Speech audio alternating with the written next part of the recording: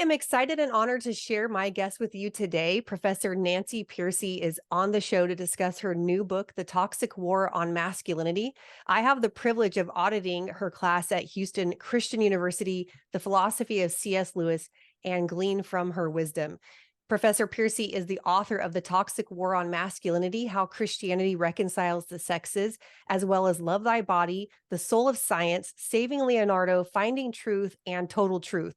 She is professor and scholar in residence at Houston Christian University. She has been quoted in The New Yorker and Newsweek, highlighted as one of the top 5 women apologists by Christianity Today, and held in The Economist as America's preeminent evangelical Protestant female intellectual. Professor Pearcey, thanks so much for taking the time to be on the show. I'm so excited that you're here. It's great to see you. Since you're in my class, it's so nice to see you outside of class. Yeah, I know. You're always so, I've heard you on other podcasts, but you always seem so down to earth. And I mean, I've been through college and have had professors who kind of want to always seem like this intellectual that's way up here, and will you be able to make the grade to come up to our level? And I never feel that way with you. I feel like you're just so down to earth and approachable. So I appreciate that. As being a teacher myself to like middle schoolers, I appreciate that approach. So thank you. Well, thanks for that feedback. I really appreciate it.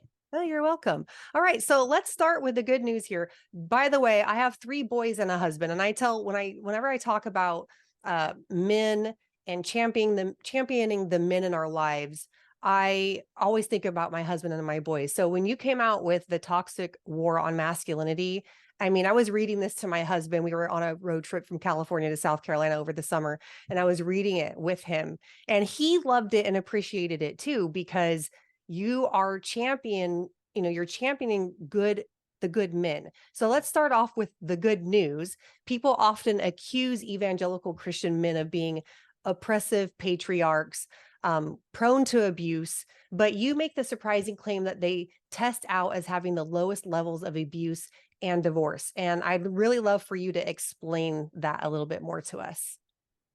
Yeah, well, you just put your finger on the main reason I decided to write this book, is because I was looking at sociological literature on evangelicals and finding things that I did not expect. Nobody expects, because the media narrative, like you say, is that evangelical men are exhibit A of toxic masculinity. It was easy to find examples with a Google search, but I'll give you just one. So this was the co-founder of the Church Too movement, which came after the Me Too movement. And she said, the theology of male headship feeds the rape culture that we see permeating American Christianity today. So what happened is the social scientists were looking at these accusations and saying, well, where's your evidence? You're making these charges, but where's your data? And so they went out and did the studies. And in my book, I cite a dozen or so different studies. And what they all found was that the data, the facts, actually lead to a completely opposite conclusion. They completely debunk the secular narrative. So, for example, evangelical fathers, if they attend church regularly, if they're really committed Christians, they test out as the most loving husbands to start with. And yes, they do interview the wife separately, which I always get asked. Yes, they do. And so they're really reporting that the wives are saying that they are happiest with their husband's expressions of love and affection. Evangelical fathers spend the most time with their children of any major group in America, 3.5 hours more per week than secular fathers.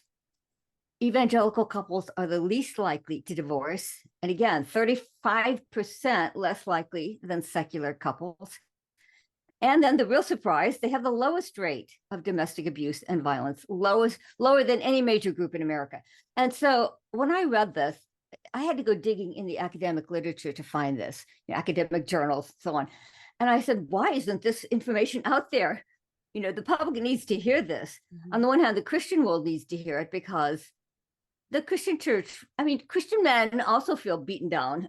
Sure. By the message that masculinity is toxic. So I told one of my students in a class at Houston Christian University, where I teach, I said that I was writing a book on masculinity. And one of my students shot back, what masculinity? It's been beaten out of us. A male student, I should have said. And I thought, okay, even in the church, men feel this way. Or let me give you an anecdote from one of my graduate students. She is the head of a large, the women's ministry at a large Baptist church here in Houston. And she said, on Mother's Day, we hand out roses and tell the mothers they're wonderful. On Father's Day, we scold the men and tell them to do better. Mm-hmm. So when she told me that, I was still in the process of writing the book. So I made a real intense effort not to sound scolding. So, we need to be building up men, not scolding them. Right. And then, of course, it's also good for apologetics purposes. We need to help people to realize that the secular narrative is just flat out wrong, and that this is not just a pep talk from some religious leader. This is the findings, of empirical research. This is evidence-based findings that show that Christianity does have the power to reconcile the sexes, as I put it in my subtitle. Yes.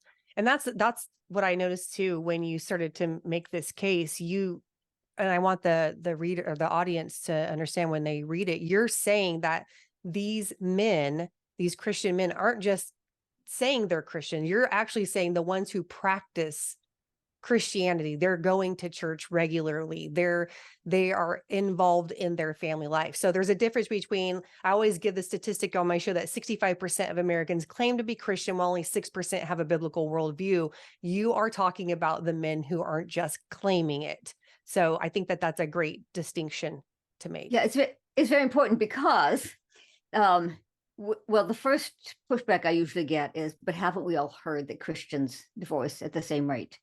Right. As any other group. And so actually the researchers went back and they made an important distinction, which is what you just pointed out, that what about the men who are, committed, authentic Christians versus nominal Christian men? And my youngest students don't even know what the word nominal means. So I have to explain, NOM is Latin for name. So it means in name only. Mm. So America has more cultural Christians than probably any other country. And so nominal Christians are those who might claim an evangelical identity. On a survey like this, they might check the Baptist box, for example, but they rarely go to church. And like you said, they do not have a biblical worldview. And so these men test out shockingly different. Their wives report the lowest level of happiness. They spend the least amount of time with their kids. They have the highest rate of divorce, 20% higher than secular men. Mm-hmm. And they have the highest rate of domestic violence, even higher than secular men. And so this is an extremely important distinction because, of course, when people just talk about evangelicals in general, they're grouping together men who are better than secular men with men who are worse than secular men. And so, of course, the numbers are going to be skewed. And I do get questions sometimes about, well, why would they be even worse than secular men? Well, they're taking biblical language like headship and submission, but because they're nominal, because they don't have a biblical worldview, they're infusing those terms with secular meanings, meanings from the secular script for masculinity, which tends to focus on dominance and entitlement and control and so on. And yet they're worse than secular men. Why? Because the average secular guy out there who might be hitting his kids or whatever, doesn't feel religious justification. But the nominal man has this religious lingo, and so he feels religious justification for the way he's mistreating his wife and kids. And so he gets the worst of both worlds. He ends up being worse than secular men. And I think that's an important point in Christianity today. One of the sociologists that I rely on the most is Brad Wilcox of the University of Virginia. Considered one of the nation's top marriage researchers. And in the magazine Christianity Today, he said, the most abusive husbands in America are nominal Protestant evangelicals who attend church rarely, if at all. Mm-hmm. So that's what the challenge is for the church. How do we encourage the men who are doing well? But how do we reach out to these nominals who are kind of at the fringes of the Christian world? And how do we disciple them better? I just love it that you use the word biblical worldview. I think you're the first person I've talked to on a podcast who used that term. Because, yeah, how do we help them to actually acquire a biblical worldview? Sure. Yes, exactly. That's a question I find myself asking often, which I think it equates to discipleship. You can't form that biblical worldview without discipleship. And that's probably where the church is, quote unquote, failing the most, right now. But I see often too in our culture, you have all these men like flocking to Jordan Peterson's message. And then you have like some of them flocking to Andrew Tate's message. And I love how you said that these men are being torn between two competing scripts for masculinity. And so love for you to even dive into what those two scripts are. Yeah, I love this. It was a study, and I put it right at the front of the book. And the reason I did is that in the writing process, I discovered that this topic is the most controversial topic I've addressed yet. And Yeah. that didn't surprise me because my previous book, which is behind me, the previous book, Love Thy Body. Which is really good, by the way. Great. Thank you. Yeah, but it does deal with abortion, homosexuality, Sure. transgenderism. Yeah. These are front burner issues today. And Right. even so, it was not as controversial, at least not in the Christian world. So when my book was in manuscript form, I taught it in my classes. I led a lot of reading groups. I like to get a lot of feedback. That's, rub off the rough edges, right? I'm really big into having feedback. But when they would tell their family and friends that we were going through a book on masculinity, so people were not actually reading it, their first response invariably was, "Whose side is she on?" With that tone, like, Right. what? Whose side is she on? And then the second question would always be, "And why is a woman writing a book on masculinity anyway?" So I had to rewrite that first chapter multiple times to try to sort of get over that initial hostility, suspicion. And so I put this study right at the front. So it's by a sociologist, and he's not a Christian. He's well known and gets invited to speak all around the world. And so he came up with a clever experiment where he asked young men two questions. First, he asked them, "What does it mean to be a good man?" If you're at a funeral and in the eulogy, somebody says he was a good man, what does that mean? And the sociologist said, all around the globe, young men had no trouble answering that. They would immediately start listing things like honor, duty, integrity, sacrifice, do the right thing, stand up for the little guy, be a provider, be a protector, be responsible. And he would say, "Where'd you get that?" And they'd say, "I don't know. It's just in the air we breathe." Or if they were in a Western country, they would often say, "It's part of our Judeo-Christian heritage." And then he would follow up with the second question. And he'd say, "Well, what does it mean if I say, man up, be a real man?" Actually, what he said was, "Man the F up." So he's really trying to kind of get at that secular script, right? Right. What does that mean? And the young men would say, "Oh, no, that's completely different. That means be tough, be strong, never show weakness, win at all costs, suck it up, be competitive, get rich, get laid." I'm using their language. Yeah. And so the sociologists concluded that men do seem to be torn between conflicting scripts. On the one hand, the good news is all around the globe, men do tend to sense that their unique masculine strengths were not given them just to get whatever they want, but to provide, protect, and take care of those that they love. But they are also feeling more of a cultural pressure to live up to the quote unquote real man, which does include traits that could be more toxic. Now, at least if they're disconnected from a moral ideal of the good man, then they can slide into being entitlement, control, dominance, and so on. And so I think this was really helpful because, on the one hand, it shows that when Christians ask men to live up to a moral standard, they're not imposing something alien to men's own nature. Men themselves have this inherent, innate knowledge of what it means to be the good man. And this is global, this is universal. I would say because men are made in God's image, this is an inherent knowledge that they have. Or Romans 2, right? It says we all have a conscience. Mm-hmm. So on one hand, that's wonderful. On the other hand, it gives us a better strategy for dealing with these things because Men don't respond very well to being called toxic. Right. Nobody would. Right. So the better strategy is, can we tap into that innate sense they have of what it means to be the good man? Can we support it, affirm it? Can we encourage it? And that's a much more positive way to approach these issues. Yes. Men are falling behind in education, employment, health, and life expectancy. Why are people ignoring the real problems that men are facing today? Right. So this is something I also put at the top of the book, because I even got with my students at Houston Christian University. I got female students who basically said, well, wait a minute, men come out on top eventually, right? They tend to be the top CEOs, Hollywood film producers, political leaders. So why should we care? I literally got that from some of my female students. Well, we should care because we should care about anyone who's suffering. And clearly men and boys are doing poorly today. They fall behind in education all the way from kindergarten. They don't have the same fine motor control that girls do. And so they can't handle the scissors. Yeah. So already in kindergarten, they're starting to fall behind, and all the way through, up to high school. And then in college, the average university now is 60% women, 40% men. By the way, when I came to Houston Christian University 10 years ago, it was 70-30, 70% boys, 30%, well, excuse me, edit that one out.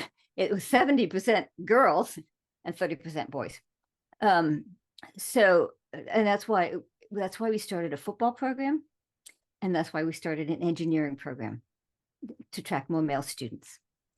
Places like Harvard are quietly doing affirmative action to get more male students too, because they know that eventually the girls won't come either if there's no boys. Yeah. Yeah. But right now, girls are the ones who are moving ahead. They're graduating from college. They're graduating from graduate school. They're graduating even more than men from professional schools like law and medicine. And then once you're out of school, men are falling behind on several numbers. And not only relative to women, but also relative to where men were. In other words, there's an increase in male suicides, in mental health, mental illness, in terms of drug and alcohol addiction, in terms of homelessness, in terms of crime. 95% of prison inmates are male.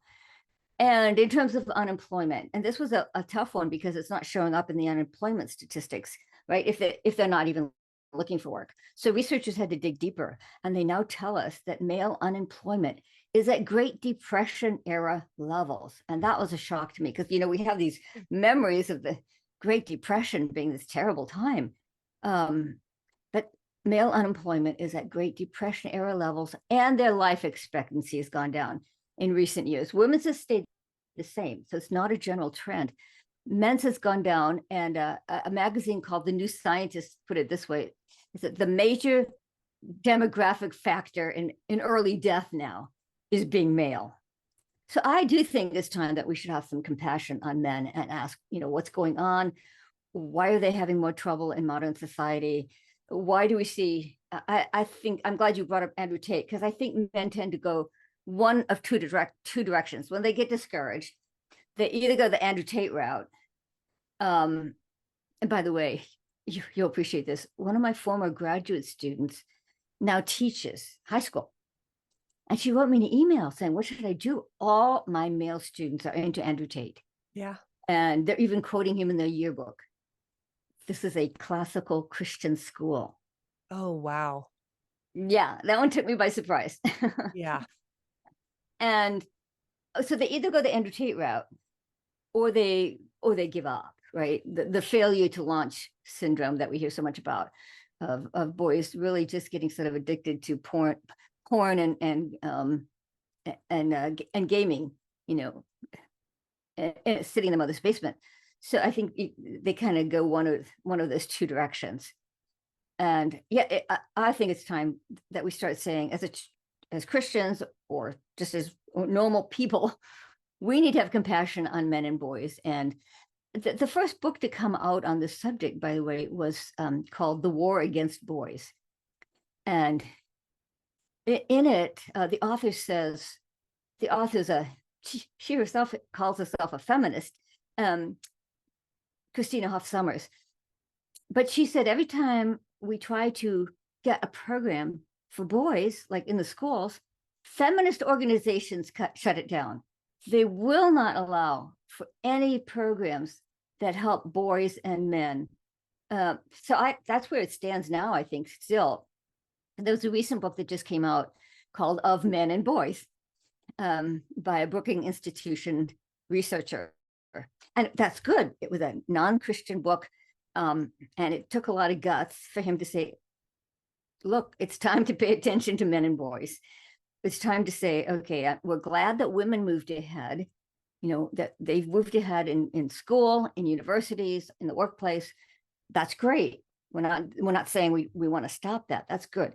But now, can we have some programs to help boys? Because one of the reasons women got ahead is because, Title IX, and then the 1994 Gender Equity Act, which put millions of dollars into equity programs, workshops and curriculum and so on. Well, that's great. But how about some kind of program to help boys now? That's what I argue for in my book. Yes. It's funny to me too, this, when I think about just my 3 boys, I'm their mother, it's like, and you think of every boy who in the world and those who are now men, they have mothers. It's like, if you're not happy with the men, what are you doing when you raise them? I always think like it goes also back to the woman who has birthed them and who's raising them. And I just, that whole conflict, that tension between male and female is sometimes I always think, again, I'm thinking along the lines of motherhood here and how these women just are so against men, but it's like every one of them have a mom. It's Yeah. I mean, as women, we have sons that we love, we have husbands that we love, we have parents that we love. And so it seems like it's a natural to say, don't you care about the people in your life who are male? right. I was very sensitive to the fact that the schools are skewed towards girls. The girls do. Let's face it, there are some differences between girls and boys, men and women, and girls do have an easier time sitting still and talking. They're more verbal, Right. and boys need to be more active. And my boys were only in school part-time because I also homeschooled them. But I saw it even we set up these little part-time programs, to give more academic support to homeschooling parents, and brought in teachers. It's kind of like a homeschool co-op, but a little more formal. So it had actual teachers. I saw it myself. The girls always managed to get, female teachers, the girls always managed to get on the good side of the teacher. The teacher was just naturally more connected with the girl students. And the boys, like my 2 sons, had a much harder time. And it was so bad that one of the girls went to the teacher and said, don't you realize the girls are teasing the boys?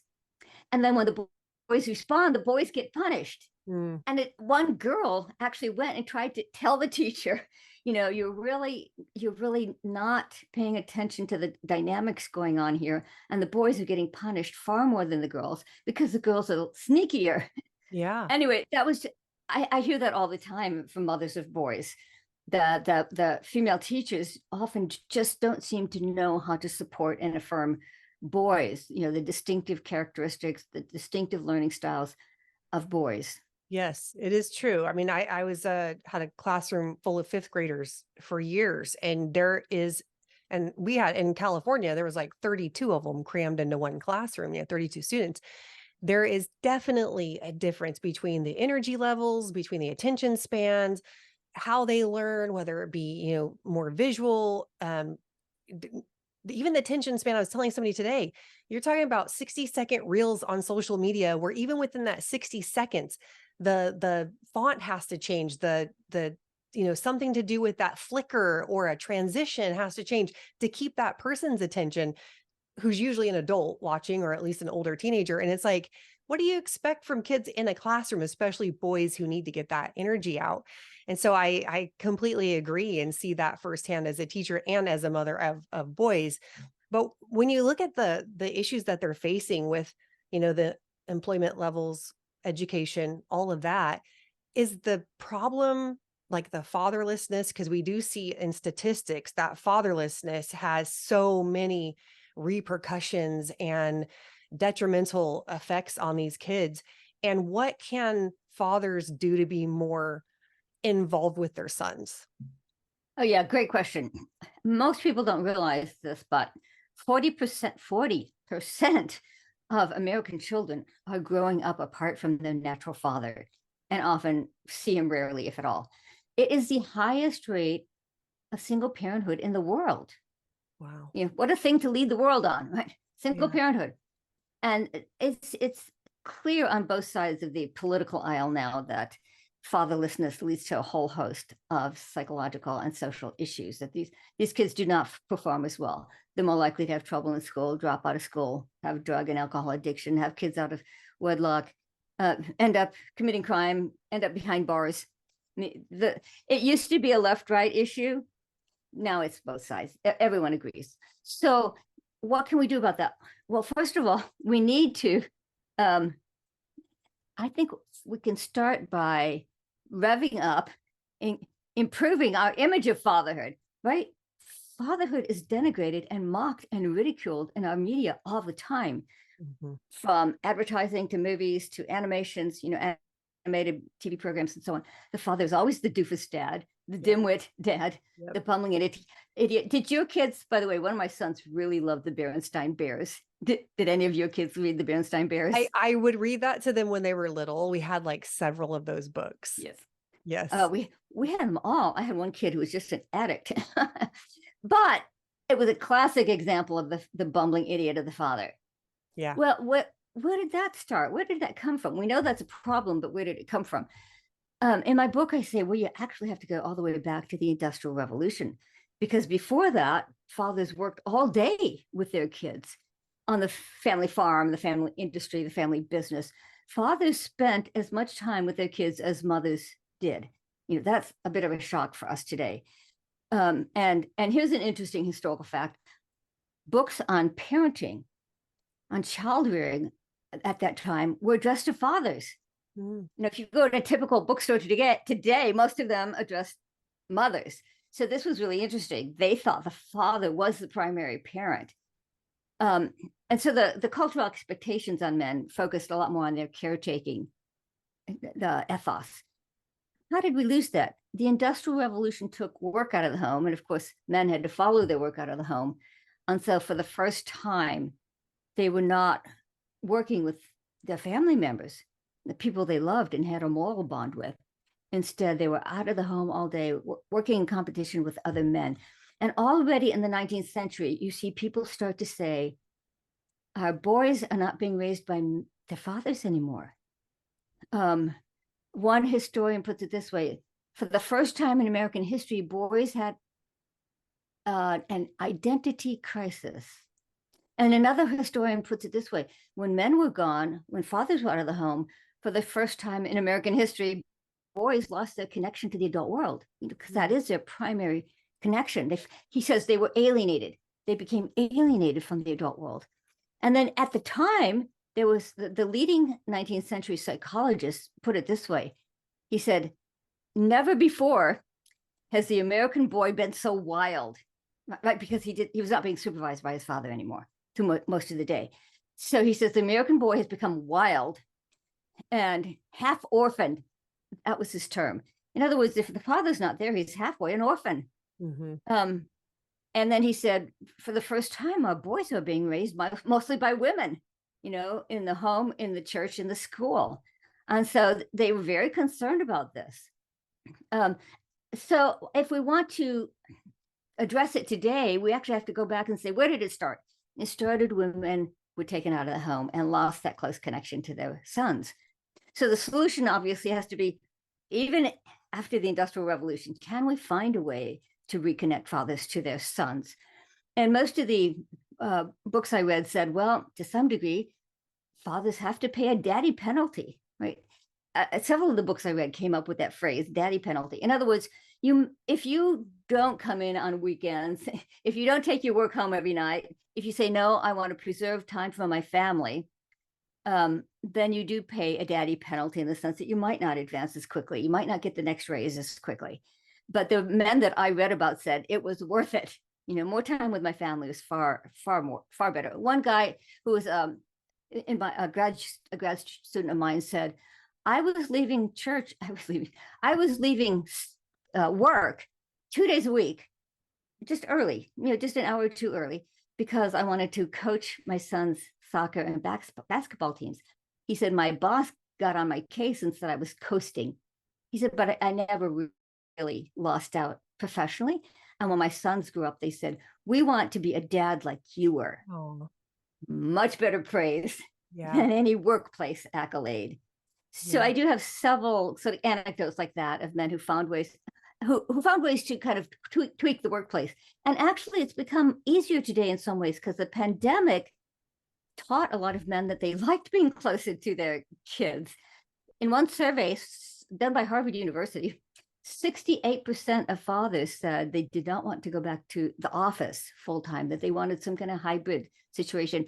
And the New York Times reported on this study under the title, I love the title. It said, during the pandemic, fathers got closer to their children and they don't want to lose that. That's awesome. And I'll give you just one anecdote because sometimes it's easier to pin your thoughts on an anecdote. So one of my graduate students, her husband is an IT professional. And during the pandemic, he started working from home. Because he was home more, he was more involved with the family's homeschooling. He decided he would be the one to make lunch every day for the family. He was able to take his kids to soccer practice and choir practice.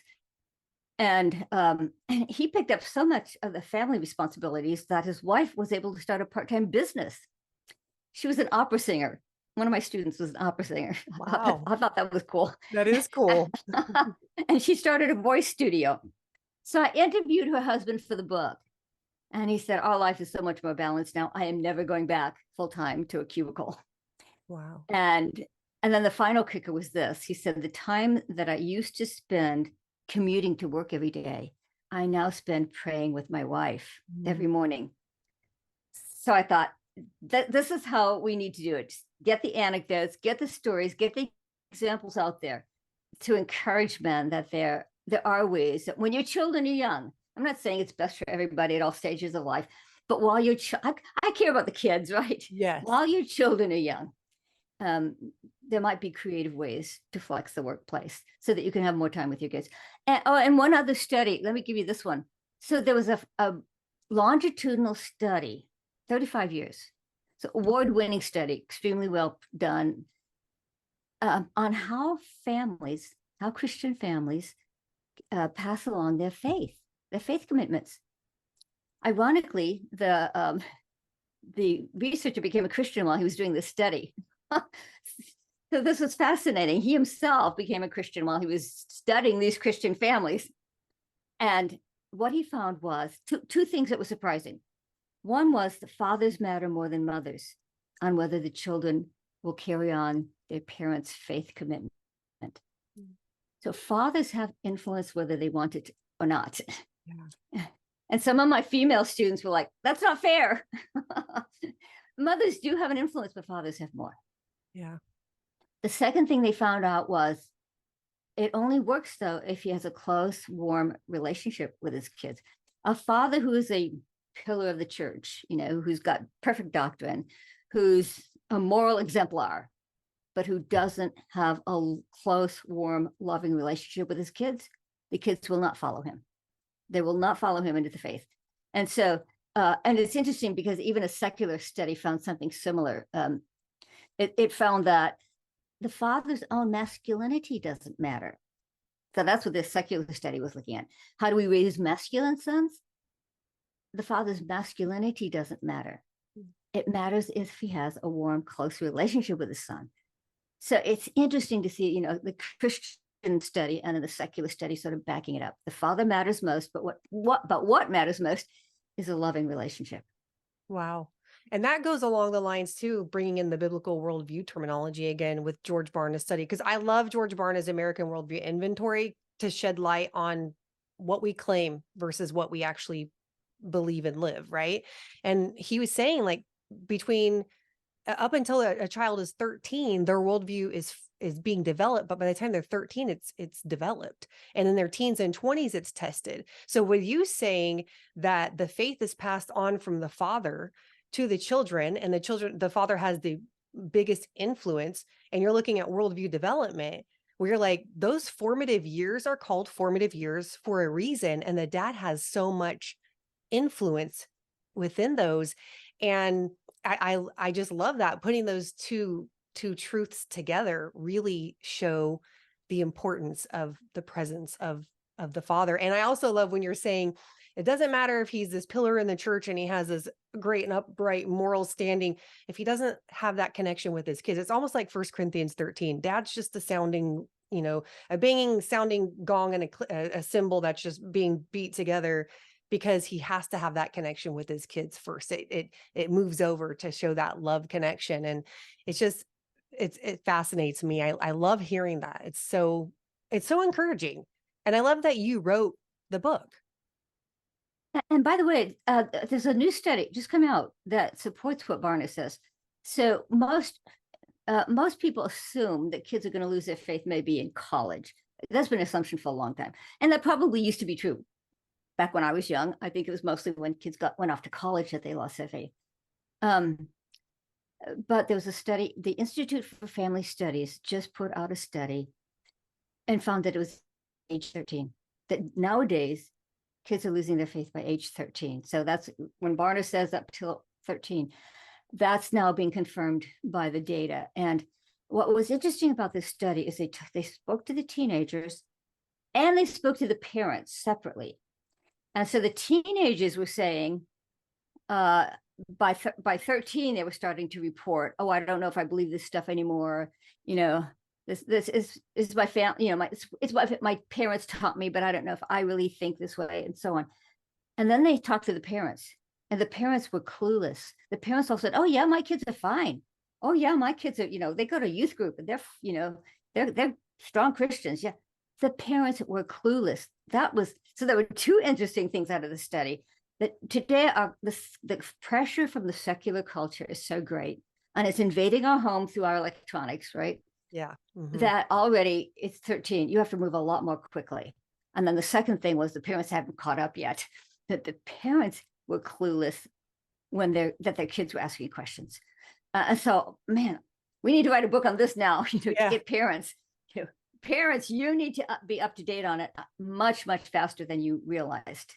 Oh, I agree 100%, 100%. And it's about, like Barna says, worldviews are caught more than they're taught. And I think the intentionality is something that we need to be more focused on as parents too. But it goes hand in hand with what you're saying with the fathers being present. It can't just be the mom if the dad has the biggest influence as well. It has to be a partnership.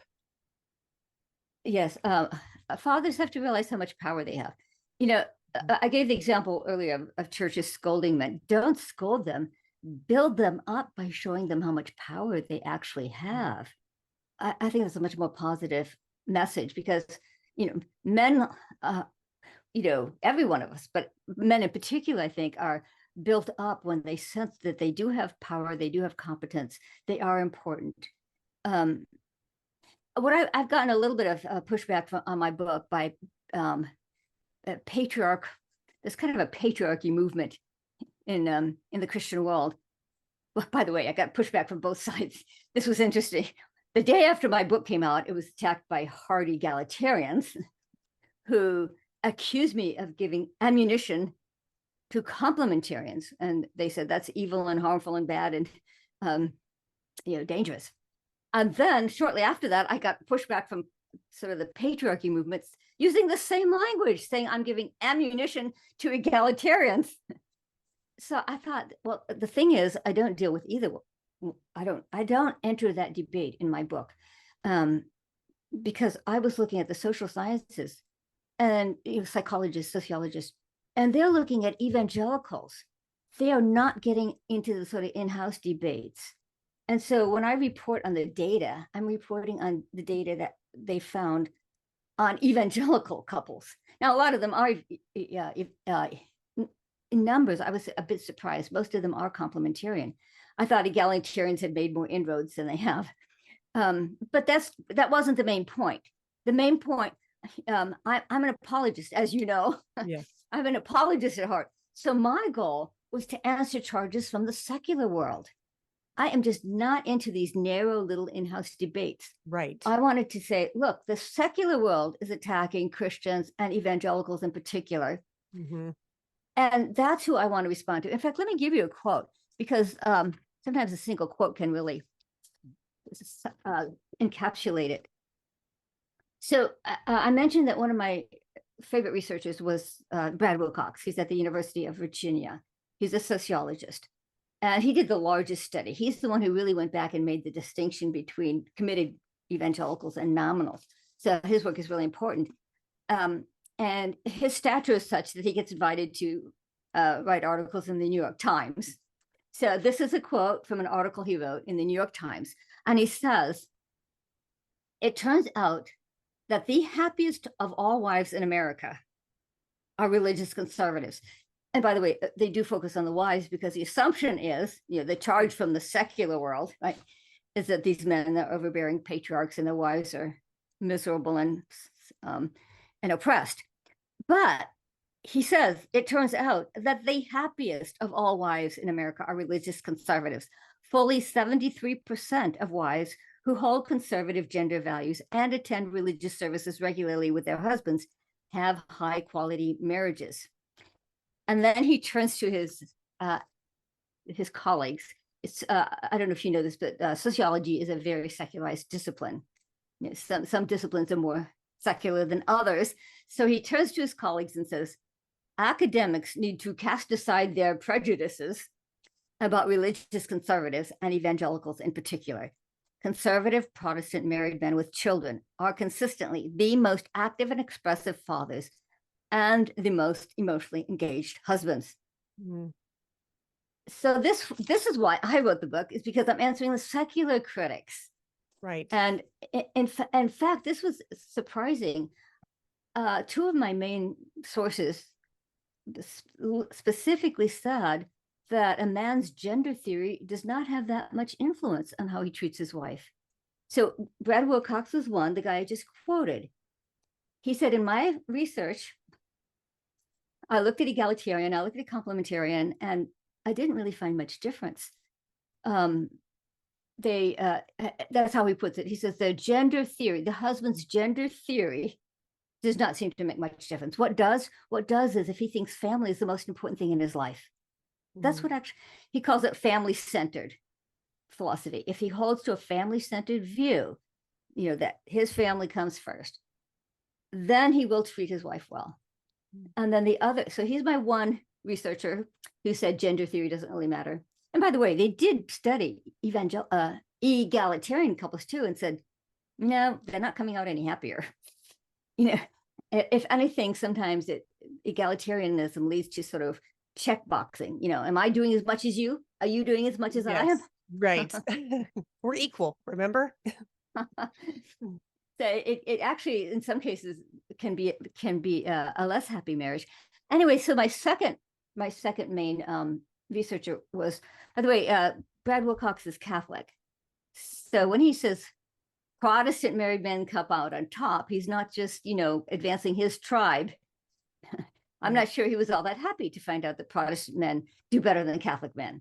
Catholic men come, if you saw a graph, the evangelicals are on top, mainline Protestant and Catholics kind of come next, and secular men are at the bottom in terms of how happy their marriages are. Oh, yes. And then nominal Christians are at the bottom, even under secular men, as we said earlier.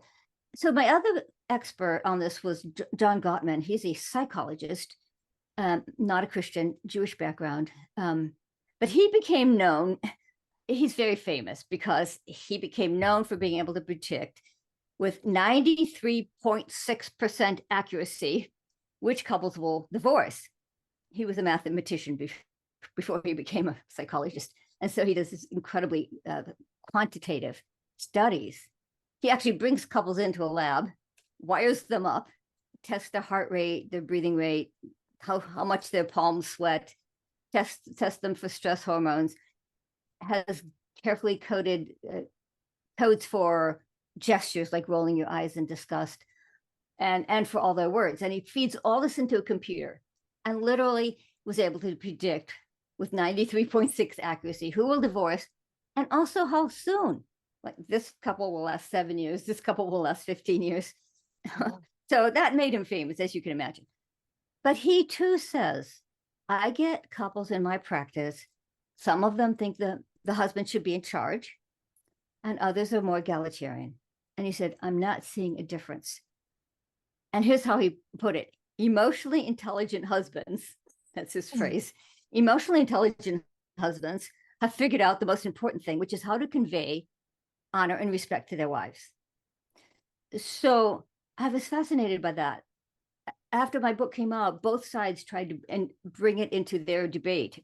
Egalitarians and sort of patriarchalists both tried to engage it into their debates. And I'm like, I already said I'm not dealing with that. And I quoted top researchers on why it doesn't matter.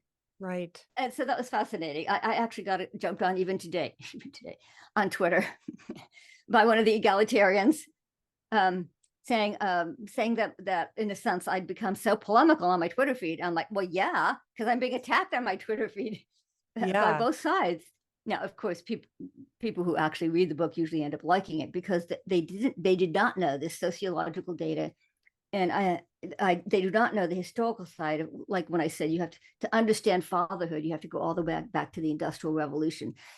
So I do have several chapters on the development of a secular script for masculinity and where it came from, so that we can give our young people a critical grid. Like when you say, young boys are getting into Andrew Tate because they don't have a critical grid. The church is not giving them the grid that they need, the biblical worldview grid, so that they can sense, oh, this is a secular view of masculinity. And so they can think critically about it. So that's my goal.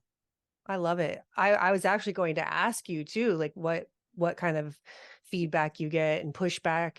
And it's always surprising, I guess, when you get it from the church and, like you said, they're splitting hairs and going in these two different directions, and that wasn't your goal. And I agree with you. If people actually sat down to read the book, there's no denying the research and how you back up these claims. And so, I mean, unless they want to go and try to research it themselves, but you're saying the researchers are also finding this information, and they don't necessarily have to be on the side of men to see that this is what the results are showing.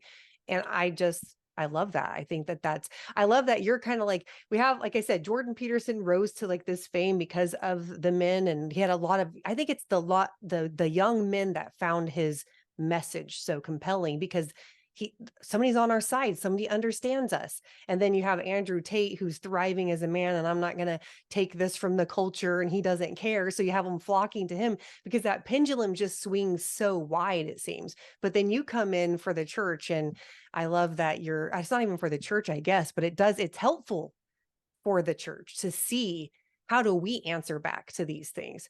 So I appreciate you writing it. I love that it was you who did it, Nancy, that you put it out there. I think that's great. So where can we find this amazing and wonderful book of yours, and find and follow you wherever? I know you're on Facebook too, right? Yes, although I've been more active on Twitter, so both places are good. Yeah, Twitter's so fast moving, and I end up getting drawn into discussions there more than on Facebook. But yeah, and the book you can buy from Amazon, just like you can buy anything else on Amazon. Although if you prefer places like christianbook.com, Okay. prefer to give your money to a Christian organization. And my publisher very generously redesigned my website. So it's now colorful and fun. So come on over to nancypearcey.com, and Pearcey is Pearcey, nancypearcey.com. And you can browse my other books. Like we mentioned, Love Thy Body, and I have several other books out. And so you can browse them and take a look. And you can leave a comment, which would be fun. I don't have a chance to answer all of them, but I read them. So come over to nancypearcey.com and say hello. Yes, I love that. Well, we're going to put all of that in the show notes so you can, if you're not sure exactly where to go, again, I'll have that for you on the Her Faith Inspires podcast show notes. And if you have any questions for me, you can email me at hello@shandafulbright.com. Go ahead and check out. I mean, you got to read this book.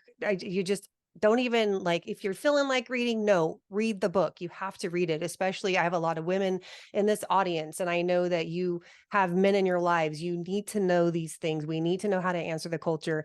You don't even have to go out and find the information. Nancy's put it all in this book for you. So go find The Toxic War on Masculinity. If you want to go to Amazon and get it, if you want to go to the Christian books and get it, wherever you need to find it there. And if you have any questions for me, email me and I'll catch you on the next one.